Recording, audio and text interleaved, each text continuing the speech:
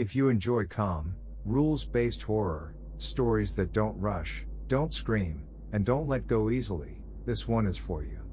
Now, listen. The notice was taped to my door when I got home from work. Not slid under. Not pushed halfway in the frame. Taped. Centered. Aligned. White paper. Black text. No logo. Temporary occupancy rules, read before entering. I live alone, on the third floor of a quiet building that doesn't get visitors by mistake. The hallway outside my apartment smelled like dust and cleaning solution, the same as always. No footsteps. No voices. Just the low hum of the lights. I checked my phone. No messages. No missed calls. The notice hadn't been there when I left that morning. I peeled one corner free. The tape came off too easily, like it had never fully bonded to the door. Inside, the paper was heavier than normal printer stock. Smooth. Almost waxed. There were no threats. No warnings about fines or eviction. Just a list. Rule 1, enter the apartment alone. Rule 2, if the lights are on, do not turn them off. Rule 3, if the lights are off, turn them on immediately and wait 10 seconds before moving further inside. Rule 4, do not open any window between 7 p.m. and 5 a.m. Rule 5, if you hear movement in a room you have not entered yet, do not announce yourself. Rule 6, if you find an interior door closed that is usually open, do not open it. Rule 7, if you find an interior door open that is usually closed, close it gently and leave the room. Rule 8, do not use mirrors after sunset unless the bathroom light is already on. Rule 9, if you hear your name spoken from inside the apartment, do not answer. Rule 10, if a rule contradicts your memory, follow the rule. At the bottom, in smaller print. These rules expire at 5 a.m. Do not remove this notice until then. No signature. No explanation. I stood in the hallway longer than I needed to. Long enough to feel stupid for taking it seriously. Long enough for the idea of not following the rules to feel like a choice I was actively making. I unlocked the door. Rule 1, enter alone. I stepped inside and locked it behind me. The lights were off. Rule 3. I reached for the switch and turned the hallway light on. The bulb flickered once, then steadied. I stood still and counted 10 seconds in my head. At 7, I became aware of how quiet the apartment was. At 10, I realized I couldn't hear the refrigerator anymore. I moved forward. Nothing looked wrong at first. Shoes where I left them. Keys on the tray. Couch untouched. The air felt slightly cooler than usual, like a window had been open earlier. Rule 4. I checked the windows. All closed. All locked. In the living room, one thing was different. The bedroom door was closed. I always leave it open. Not for any reason, just habit. Light from the street usually spills across the floor at night. Rule 6. If you find an interior door closed that is usually open, do not open it. I stopped several steps away. The door wasn't just closed. It was fully shut, latch engaged. A thin line of light showed underneath, warmer than the hallway bulb. Rule 2. If the lights are on, do not turn them off. The bedroom light was on. I backed away and sat on the couch, keeping the bedroom door in my peripheral vision like an animal watching tall grass. I checked the notice again, reading slower this time. Rule 10 sat heavier than the rest. If a rule contradicts your memory, follow the rule. I tried to remember leaving the bedroom light on that morning. I couldn't. But memory was suddenly an unreliable thing, something the paper had already anticipated. From inside the bedroom, I heard a soft sound. Not a step. Not a voice. Movement. Fabric shifting. Like someone adjusting their weight on a bed. Rule 5. If you hear movement in a room you have not entered yet, do not announce yourself. I stayed silent. My phone buzzed in my hand, loud enough to make my chest tighten. A notification, nothing important. I turned the screen face down and kept still. The movement stopped. Seconds passed. Then minutes. At some point, I became aware of a reflection across the room, in the dark glass of the turned-off TV. A vague shape behind me, distorted by the screen. Rule 8, do not use mirrors after sunset unless the bathroom light is already on. I didn't turn around. I didn't look directly at the reflection. I stood up slowly and walked to the bathroom, every step measured. The bathroom light was off. I flipped it on before crossing the threshold and waited. 10 seconds. The mirror showed only me. Pale. Tired. Breathing shallowly. From the hallway, very clearly, I heard my name. Spoken once. Calm. Familiar. Rule 9. I did not answer. The bedroom door clicked, softly, like a latch testing itself. I went back to the living room and sat down again, eyes on the door, rules folded carefully in my hand. They didn't feel like instructions anymore. They felt like an agreement. I stayed on the couch longer than was comfortable. Not frozen, just careful. The rules hadn't said anything about sitting, but they hadn't said it was safe either. The bedroom door remained closed, light still glowing underneath, steady and patient. I checked the notice again, as if a new line might have appeared while I wasn't looking. Nothing had changed. Rule 10 sat at the bottom like a weight. If a rule contradicts your memory, follow the rule. That meant my memory was officially unreliable. Which meant the apartment didn't belong to the version of me that remembered it. I needed something normal to hold on to, so I stood and walked to the kitchen. The hallway light was still on. Rule 2, if the lights are on, do not turn them off. The kitchen light was off. That wasn't unusual. I flipped it on and waited 10 seconds, just to be safe, though the rules hadn't asked for it. During the count, I noticed something small and wrong. The clock above the microwave read 6:12 p.m. That couldn't be right. I'd unlocked the door just after 7. I checked my phone. 7:41 p.m. The microwave clock blinked once, then corrected itself to match. I didn't like how quickly it fixed the mistake, like it had been caught. I poured a glass of water and drank slowly, listening. The apartment had sounds I recognized, the low electrical hum, pipes settling, but there was something else threaded between them. A faint pressure, like when you realize a room is listening even if nothing is moving. From the bedroom, I heard another shift of fabric. Rule 5. I did not speak. Instead, I scanned the notice again, reading Rules 6 and 7 back to back. Rule 6, if you find an interior door closed that is usually open, do not open it. Rule 7, if you find an interior door open that is usually closed, close it gently and leave the room. They were a pair. A correction mechanism.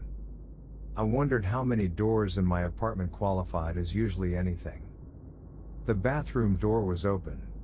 That was normal. The closet door near the entryway was closed. Also normal. Then I noticed the second bedroom. The storage room. I don't use it often.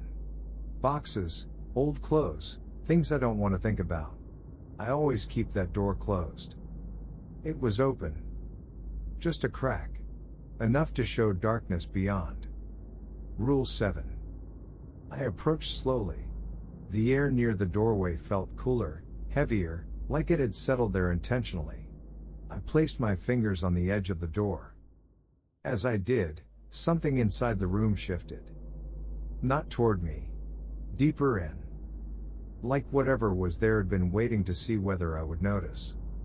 I closed the door gently, the way the rule asked. No force. No hesitation. The latch clicked softly, satisfied. The moment it did, the pressure in the apartment eased slightly, like a breath released. I stepped away and returned to the living room. The bedroom light was still on. The line of light under the door hadn't moved, but it looked thicker now, brighter. I checked the time again. 7:58 p.m. The rules expired at 5 a.m. I did the math without meaning to. Over 9 hours left. My phone buzzed again. This time, it wasn't a notification. It was a call. No caller ID. The rules didn't mention phones. I let it ring. After the fourth ring, it stopped. Immediately after, the bedroom light flicked off. I froze. Rule 3 applied only if the lights were off when you entered. This was different. The door remained closed, but the line of light was gone now, replaced by full darkness. From inside the bedroom, I heard breathing. Slow. Controlled. Close to the door. I stepped back until my calves hit the couch and sat down hard, eyes fixed on the handle. Then, very deliberately, the handle turned. Not enough to open the door. Just enough to test resistance. Rule 6. I didn't move. The handle returned to its original position. Silence followed, thick, deliberate silence, like a test of patience. I forced myself to stand and go to the bathroom again. The light was still on. Rule 8 allowed mirrors only if the bathroom light was already on. I looked this time.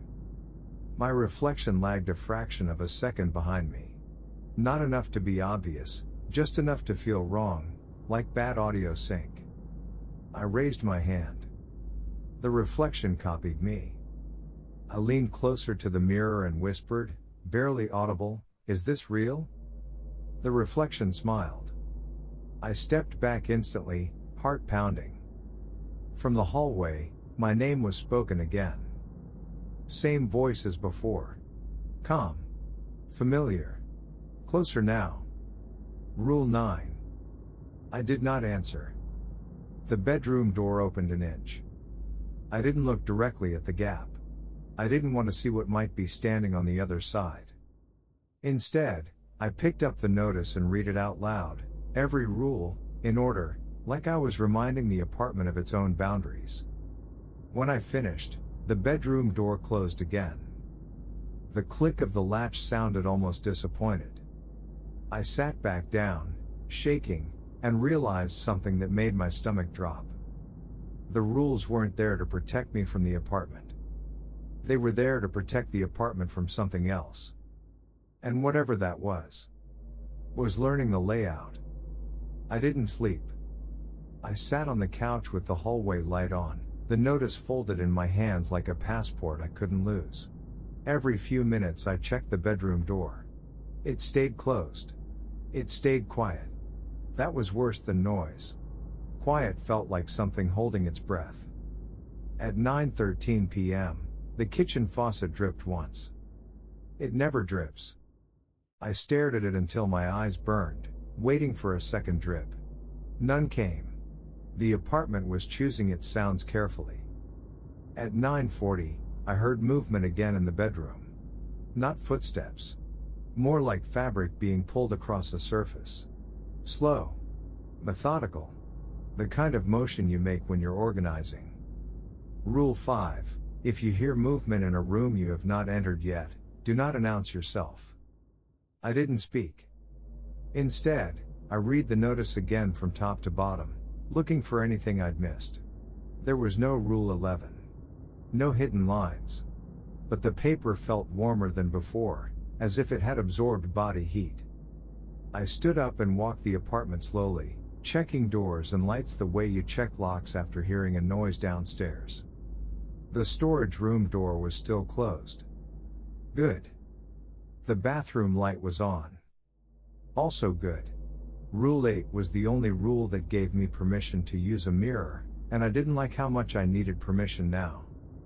I entered the bathroom and kept my eyes on the sink, not the mirror. The light buzzed faintly.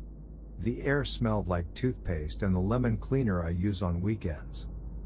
Normal things. I washed my hands, not because they were dirty but because the motion gave me something to do. My reflection stayed in my peripheral vision, and I hated that I could feel it watching back. When I turned the faucet off, the dripping started again, 2 clean drops, evenly spaced. I counted them without meaning to. 2 drops. Then silence. In the mirror, my face looked tired and too pale. My eyes were wide in a way that made me look guilty. I raised my hand slowly. My reflection raised its hand too, perfectly aligned. No lag this time. I exhaled. Then the reflection blinked out of rhythm. Not a lag, an independent blink, like it had decided it didn't need to match me for that. My skin tightened. I stepped back. Rule 8 only said not to use mirrors after sunset unless the bathroom light was already on. The rule didn't promise anything beyond that. It was permission, not safety. Behind me, from the hallway, the bedroom door handle clicked softly. Not turned. Just clicked. Like a fingernail tapping metal. I turned away from the mirror and went back to the living room, careful not to look toward the bedroom gap, because there wasn't one. The door was fully shut. The hallway light was still on. Rule 2. My phone buzzed again. No caller ID. Same as before. I didn't answer. On the second ring, the bedroom light turned on. A warm line of light returned beneath the door. On the third ring, the line thickened, brighter, as if the light inside the bedroom had moved closer to the floor. On the fourth ring, the call ended. The bedroom light clicked off. Dark again. I sat down hard, heart pounding. It was responding to the phone. Or using it as a trigger. I stared at the notice. The rules didn't mention calls, but they didn't need to. The building didn't write rules for everything, only the parts it wanted documented. At 10:07 p.m., I heard a sound from inside the storage room. A faint thud. Like a box shifting. My stomach turned cold. The storage room door was closed. It should have been safe. But the rules had already taught me that safe meant currently following instructions, not free of problems. Rule 5 applied again: movement in a room you haven't entered. Don't announce yourself. I stayed silent, but I stood up, because sitting suddenly felt like waiting to be chosen. The storage room door handle didn't move. The bedroom door didn't move. Nothing else happened for a full minute. Then a new sound came, subtle and awful. A soft scraping along the inside of the storage room door. Not like fingernails. Like paper dragged across wood. I stared at the door and felt my mouth go dry. Paper. The notice in my hand felt heavier. The scraping stopped. My name was spoken from somewhere inside the apartment, calm, familiar, exactly the same as before. Not shouted. Not whispered. Spoken as if it belonged. Rule 9, do not answer. I didn't. The silence after that was immediate, like a switch. The apartment waited. I forced myself to go back to the bathroom. The light was still on. Good. The mirror was permitted. That didn't mean it was friendly. I stood in the doorway and looked at my reflection from a distance. My face looked normal again, tired, scared, but mine. Then, behind my reflected shoulder, the hallway looked slightly wrong. The bedroom door, in the mirror, was open. In reality, I could see the bedroom door from where I stood. It was closed.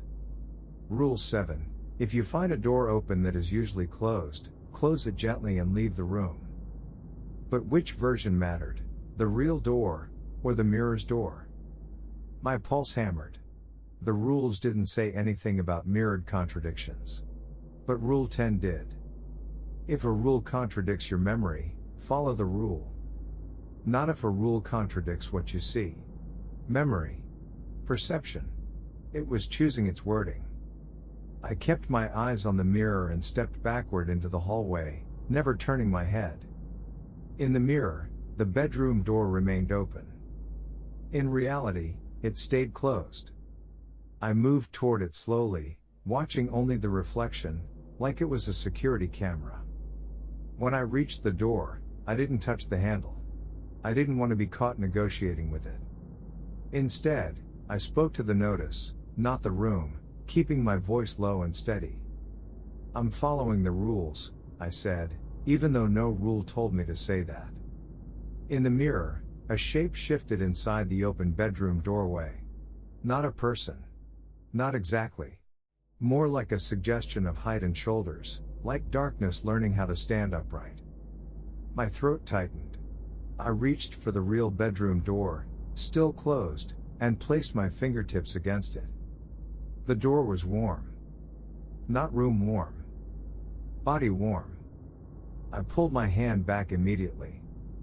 The bathroom light flickered once. Then again.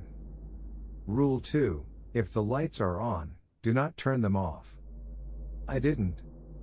The flicker stopped, and the bathroom light steadied. In the mirror, my reflection leaned closer to the glass, eyes focused, intent, as if it had finally found the angle it wanted. I didn't move. The reflection's lips parted. And in my own voice, from inside the mirror, it said softly, "You're doing great. Now open the storage room." I backed away from the bathroom, heart racing, and grabbed the notice with both hands. The storage room door clicked once in response. Like it had heard its name. I didn't open the storage room door. Not immediately. I stood in the hallway with the notice clenched in both hands, listening to the apartment settle back into its careful quiet. The storage room door stayed closed. No more scraping. No more movement.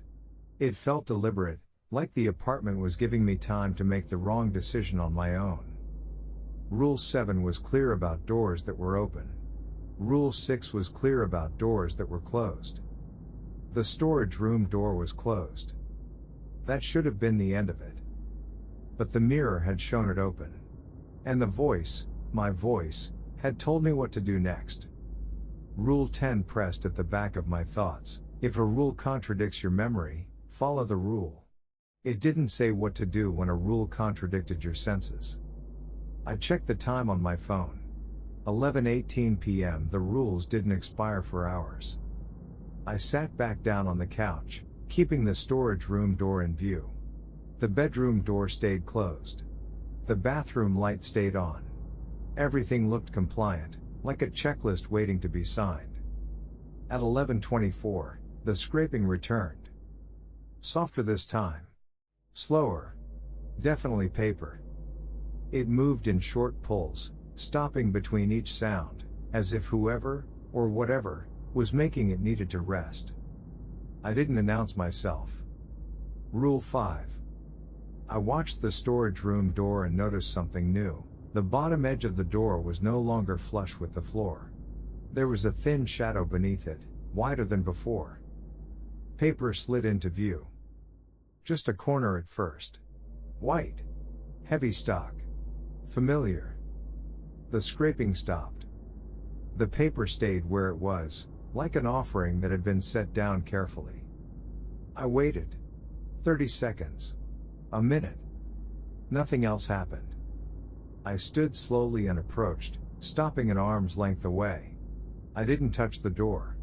I crouched and reached for the paper instead. It slid the rest of the way out on its own.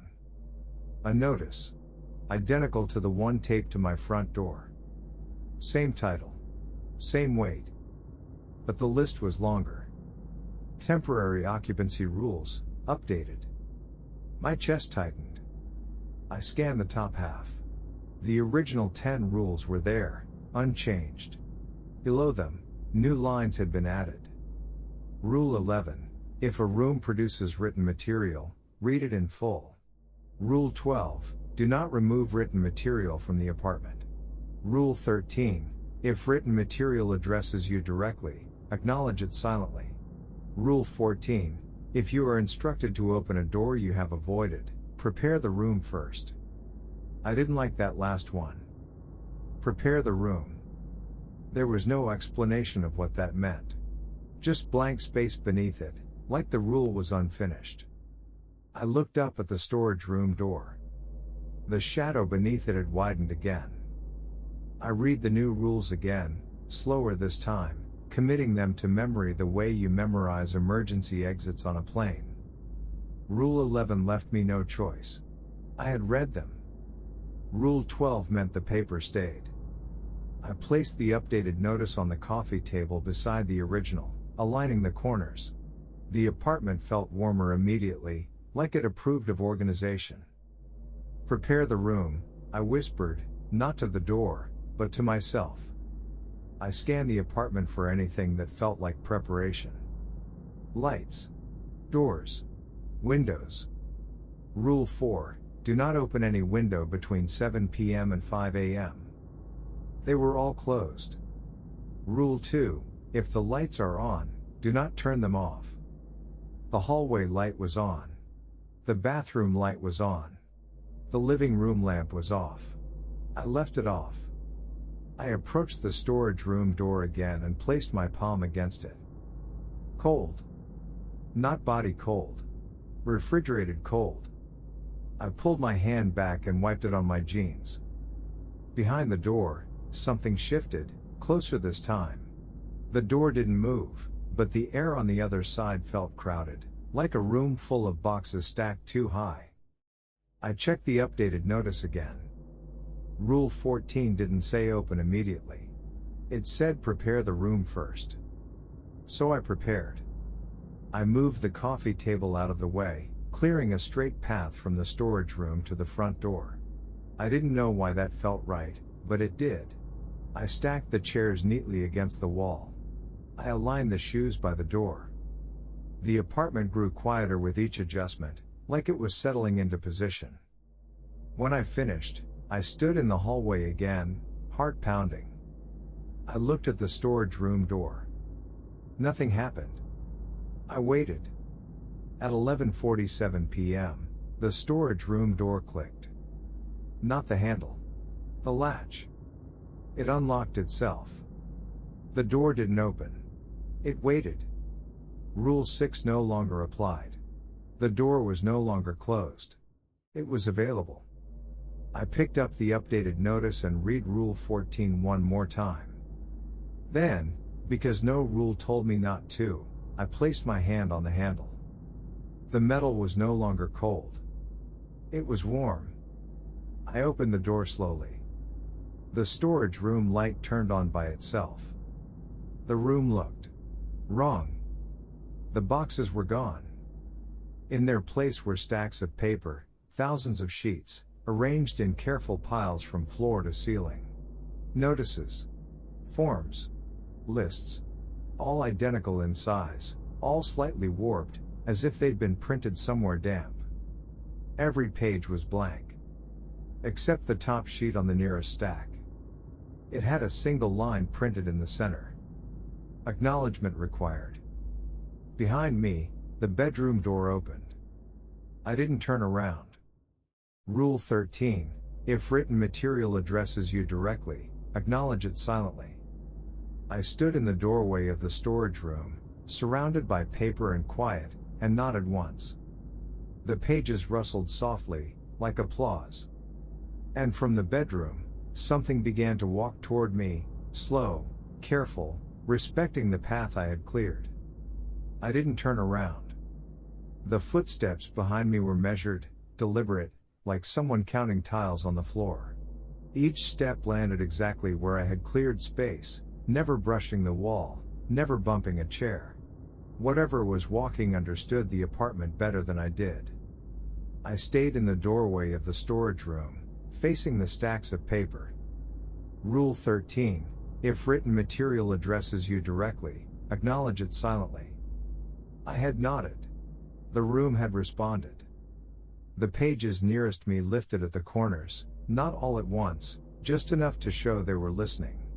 The sound they made wasn't loud, more like 1,000 quiet adjustments, the sound of paper settling into a decision. The footsteps stopped behind me. Close. close enough that I could feel a difference in the air, like standing near a refrigerator with the door open. I focused on the page in front of me. Acknowledgement required. No name. No date. I waited for the rest to appear. Nothing did. From behind me, my own voice spoke, calm, approving. Good. You're following. I didn't answer. Rule 9 still applied. The paper in front of me changed. Not printed. Rearranged. Letters bled through the page from beneath, forming new lines as if the paper had remembered what it was meant to say. Acknowledgement confirmed. Temporary occupancy nearing expiration. I checked my phone without moving my feet. 4:12 a.m. Less than an hour. The presence behind me shifted its weight. I felt it lean closer, curious rather than threatening, like a supervisor watching a final task. The paper stacks parted down the center, opening a narrow aisle. At the end of it was a small table I didn't recognize. On the table lay a single form and a pen. The form was blank except for one line at the bottom. Final status. 3 boxes beneath it. Resident. Guest. Vacated. I stared at the options. Resident felt permanent. Heavy. Guest felt temporary. Conditional.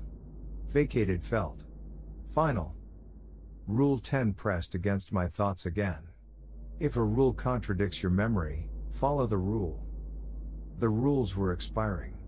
Memory would matter again soon. I didn't trust it. Behind me, the presence inhaled. Not breathing, sampling. Like it was testing whether I understood. I stepped forward into the aisle of paper. The stacks didn't collapse. They held their shape, obedient. I reached the table and picked up the pen. It felt normal. Cheap plastic. Blue ink. I looked back at the form. Final status. I checked the time again. 4:36 a.m. I thought of the front door. The notice taped there. Do not remove this notice until 5 a.m. The presence behind me took one step back, giving me space. I marked a box. The moment the pen left the paper, the storage room light dimmed, not off, just lower. The stacks of paper relaxed, edges softening, like tension releasing from a jaw. The footsteps retreated down the hall. I heard the bedroom door close. Gently. Respectfully. The paper in front of me slid back into a blank sheet, as if it had never asked the question. I walked out of the storage room and closed the door behind me. This time, when the latch clicked, it sounded ordinary. The hallway felt lighter. At 4:59 a.m., my phone buzzed with a system notification. New day. At 5 a.m., every light in the apartment turned off at once. I froze. Then the hallway light turned back on by itself. Just that one. I waited. Nothing else happened. I walked to the front door and peeled the original notice away. The tape resisted this time, tearing the paper slightly. Behind it, the door looked the same as always. I checked the time again. 5:07 a.m. The rules had expired. I slept for most of the morning. When I woke, sunlight filled the apartment. The storage room door was closed. The bedroom door was open, the way I always leave it. Boxes sat where they belonged. On the coffee table, there was only one piece of paper left. Not the rules. The form. All 3 boxes were empty. Below them, in small print I hadn't noticed before, was a final line. Status may be reassessed without notice. I folded the paper once and placed it in a drawer I don't use. I still live there. Most nights, everything is normal. But sometimes, when I come home late, the hallway light is already on. And I make sure not to turn it off. If you stayed until the end, thank you for listening. Which rule would you have followed differently? I read every comment.